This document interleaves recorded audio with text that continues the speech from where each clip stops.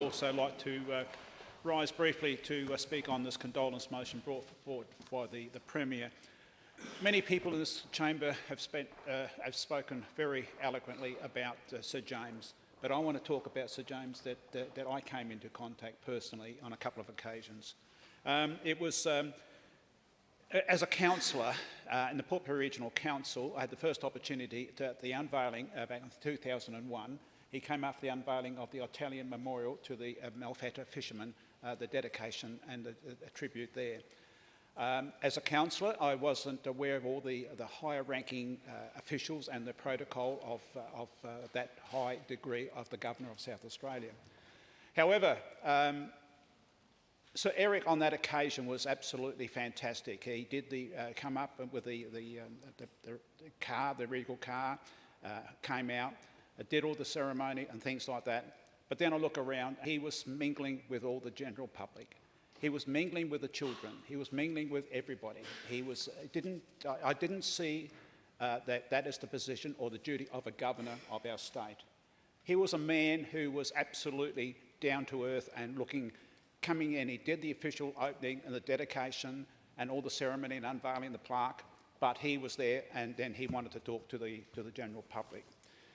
And from the other section, when I became the Minister at the last election for Veterans Affairs, one of the ones that I wanted to do was to actually understand more about Veterans Affairs and as the duty of the Minister.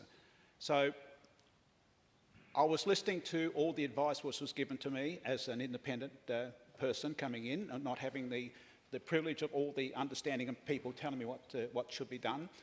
And I was trying to understand who and how did the Minister of Veterans Affairs get the advice from the relevant people other than the Veterans SA and the advisors. And then Rob Manton, who was a member of Veterans SA, said to me, well, why don't we go and have a talk to the inaugural chair of the Veterans Advisory Council? And I, all due respects, being a little bit ignorant, I said, well, who was that? And Robert said, Sir Eric Neal. I go, excuse me, we just can't go and speak to Sir Eric Neal about something, about some advice. And he says, look, I'll make the arrangements. So we did have the arrangements and we went to the premises, the units, and we took, all due respects, a little gift for Lady Joan, and basically we came in, and the first, as we opened the door, first greeting from Sir Eric was, good evening, Minister. And I said, oh, my name's Jeff. And he says, well, my name's Eric. And so it started off very relaxing, and we sat down, and Lady Joan was very supportive and very hospitable and things like that.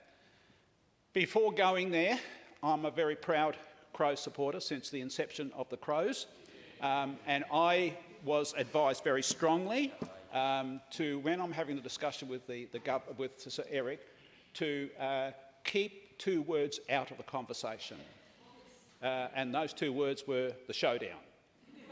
Just previous to that, Port Pirie and the Crows played, and I think from memory, on the last kick of the day, I think the Crows won. So I was not aware at that stage that David Koch, the chairman of the Pirie, I think he's a nephew of Sir Eric. So I kept it very quiet, very professional, and then on leaving, we're going past and we have the formalities, and thank you very much, Sir Eric, regarding the hospitality. Thank Lady Joan for the hospitality. And Sir Eric and Lady Joan said to me, Minister, you have done well tonight. And I go, and why is that? You did not mention those two words, the showdown. However, I had the opportunity to understand and get to know Sir Eric on different occasions. We're at different events, and he would acknowledge me. We'd go and sit down when he was in his later years. Go down and sit at an event, sit with him and just talk as general people. And as the Leader of the Opposition has indicated, I had the great privilege, as with other members in this chamber here, to attend Sir Eric's funeral. And that was a funeral of love, respect, and you could not do better acknowledgement to not only to Sir Eric's life, but also to Lady Joan. The thing that intrigued me, my late wife was being Scottish, and at the closure, then all the Scottish pipers going through. It was very emotional for me, bringing memories back, but that was a very fitting finale for the funeral. And there was, and I stand corrected, I think it might be a great-grandson, was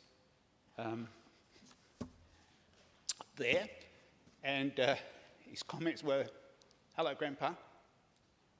And as the procession was going past, he said, "I'll see you later, Grandpa." To me, that was the respect and the admiration that Sir Eric had for all of his family, and the admiration from all of the family to Sir Eric and Lady Joan. My condolences to the whole family. I will remember very, very fondly for all of my days my association with not only Lady Joan, but Sir Eric, for the advice that he gave me, and I will treasure that forever. Rest in peace, Sir Eric.